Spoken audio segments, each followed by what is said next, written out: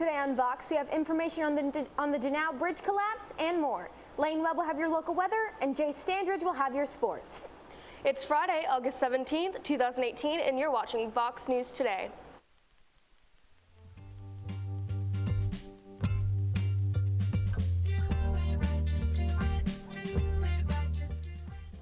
Please stand for the pledge of the flag. I pledge allegiance to the flag of the United States of America and to the republic for which it stands, one nation, under God, indivisible, with liberty and justice for all.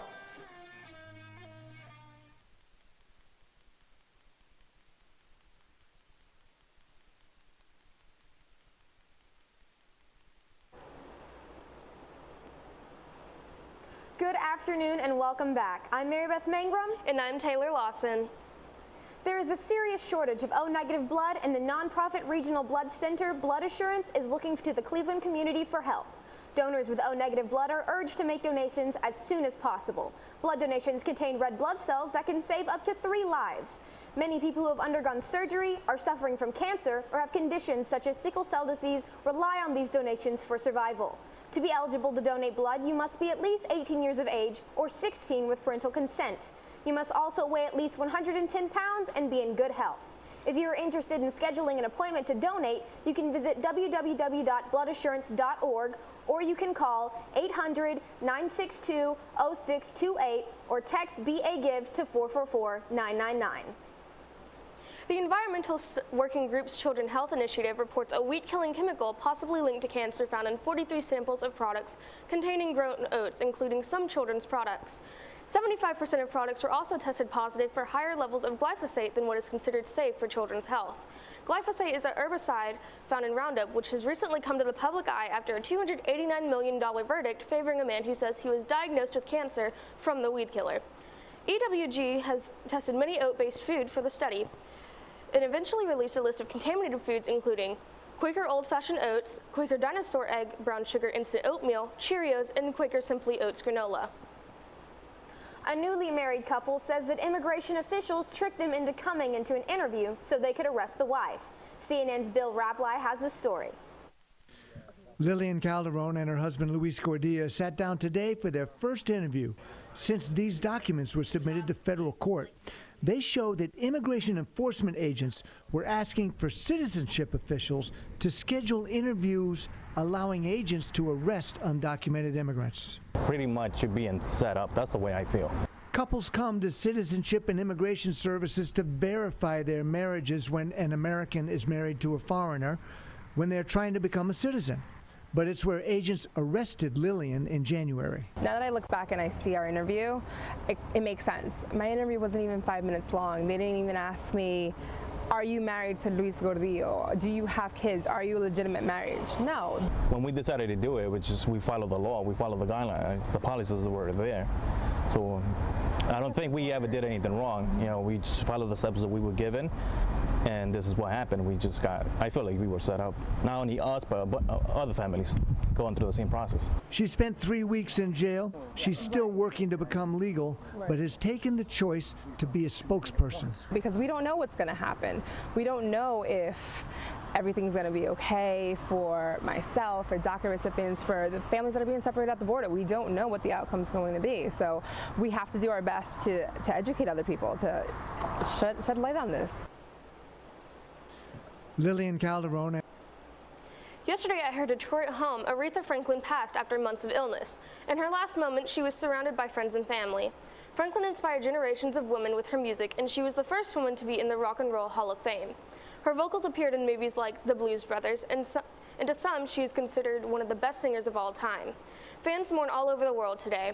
Her legacy is sure to live on throughout future generations. A car has crashed outside the UK Parliament, harming several people. The vehicle swerved into pedestrians and cyclists on August 14th, and approximately 3 people suffered injuries. 2 people were taken to the hospital but discharged. The suspect is a 29-year-old man, and he has been arrested on suspicion of terrorism. No one else was in the vehicle, and no weapons were found. The suspect is yet to be identified and is being held at a South London police station. As Genoa's citizens come to terms with the collapse of the bridge this week, the government accuses the highway operator of speaking too much on their financial interests rather than the loss of 39 people because of the tragedy. The Italian government lashed out at Atlantia, the holding company of the Benetton fashion family that owns the highway operator, Autostrade per Italia. They are planning to revoke the concession to run at least half of the nation's toll highways following the bridge collapse. Now let's send it over to Lane with your weather report. We'll have your weather and more after this break.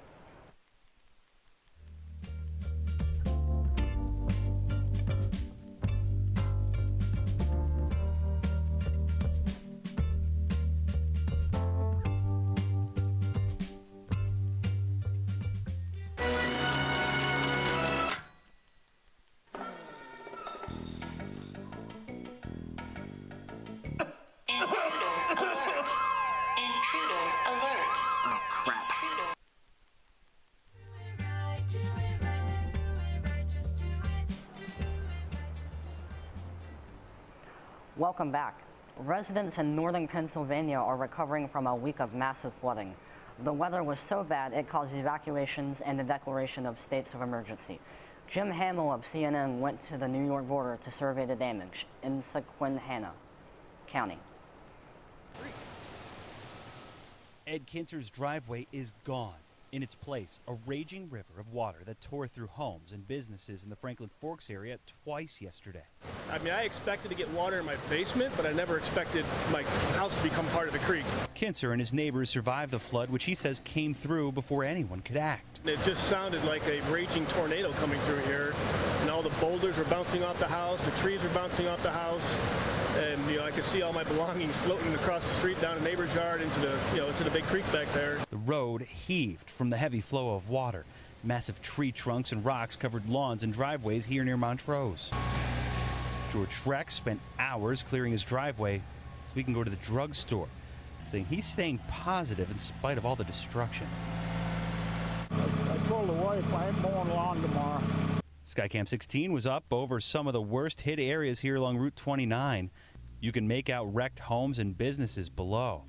Not too much farther down the road, No Road, Booth Road, slashed in two by torrential rains. Russell Snow remembers being flooded in 2006 and 2011. And then here we are like 7 years later, we're hit again. At Salt Springs State Park, though, officials showed us just how much higher the waters rose. Here, enough to cause widespread damage and reroute the brook from right to left.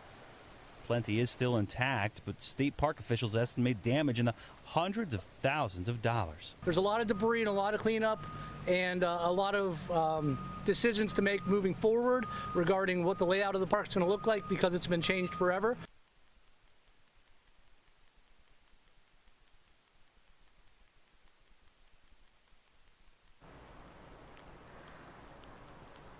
Welcome back, everyone. Now let's take a look at the weather radar for today. So as you can see, up in around Middle Tennessee, the Murfreesboro area, we're going to see some light showers, and it's just going to be very tiny splotches, as you can see, and nothing really heavy in any cases. That's pretty much it. Let's take a look at the 7-day forecast. For Friday, we're going to be partly cloudy with 20% chances of rain and a high of 86 and a low of 71. And for Saturday, we're going to have heavy rain with 80% chances of rain and a high of 81 and a low of 70.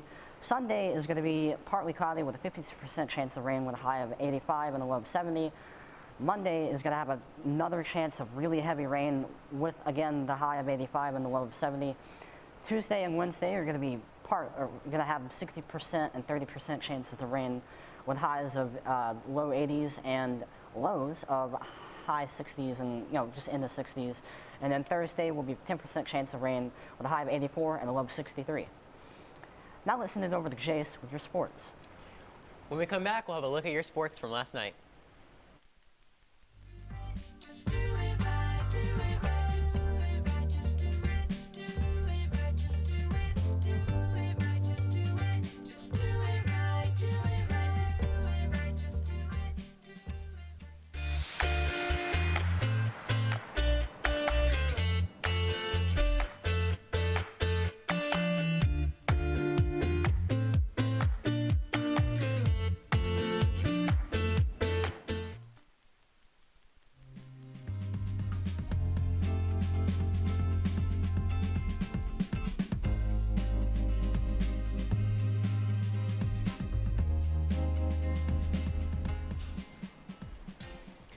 Welcome back, and here's a look at your sports. So Bradley Barrett's soccer faced off White County, and Bradley won 8-1. In Week 2 preseason, the Steelers traveled to Lambeau Field to take on the Packers, and Pittsburgh's Joshua Dobbs had 2 touchdowns and 1 interception. The Packers played 4 quarterbacks to get the win, 51-34. A Super Bowl rematch took place as the Philadelphia Eagles faced the New England Patriots. The Patriots started off strong in the first half, going up 27-7. The Eagles tried to come back, but the lead was too big. Patriots win 37-20. Sam Darnold and the Jets faced off in Washington to take on the Redskins. The score was 12-3 going into the fourth quarter, and the Jets scored 10, putting them up 13-12. With 4 seconds on the clock, the Redskins kicked a field goal to end the game 15-13. That's all from me. When we get back, we'll have your school announcements.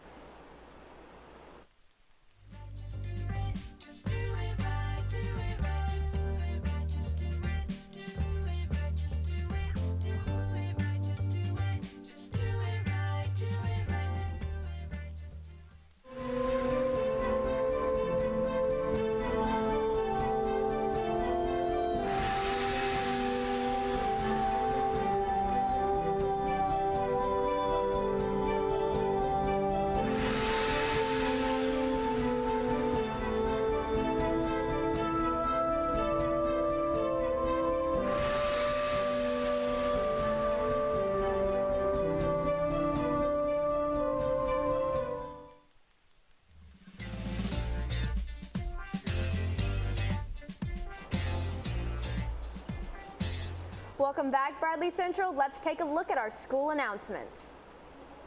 For those of you involved in student council, the first meeting will be held in the library on Tuesday the 21st at 7:40 a.m. In addition, the first Beta Club meeting will be on Wednesday the 22nd, and it will also be at 7:40 a.m. as well as located in the library. If there are any boys who have an interest in playing soccer this year, they should know that the meeting regarding it will be held today after school in E15. If you are unable to make this meeting, make sure to see Coach Armenta. The Cave's grand opening will be this upcoming Tuesday, August 21st. The Cave will be open for all 4 blocks, so you can stop by whenever you'd like. If you don't, you might miss out on information regarding giveaways as well as amazing new candy. In case that isn't enough to entice you, you should also know that the first 30 customers will receive a complimentary donut along with their purchase. If you're involved with FCA, you should know that the FCA leadership applications are available in the main office. Once you fill those out, you can turn them in at H11A. These applications need to be turned in by 3 p.m. this Friday. We are online on YouTube at BCHS VOX News. You can also check us out on Facebook, SchoolTube, and of course, VoxNews.net. You just can't get enough Vox. That's all we have for you today, Bradley Central. And as always, God bless and go Bears.